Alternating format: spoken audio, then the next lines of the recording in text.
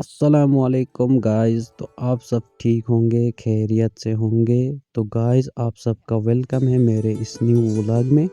तो गाइस हमने सुना कि बाहर बर्फ़ पड़ चुकी है, तो जल्दी जल्दी हम चलते हैं बाहर। तो हम देखते हैं बर्फ़ का नज़ारा। तो गाइस बहुत इंतज़ार था कि बर्फ़ कब पड़ेगी। तो गाइस आखिरकार बर्फ़ पड़ चुकी है। तो चलिए गाइस चलते हैं, देखते हैं बाहर का नज़ारा।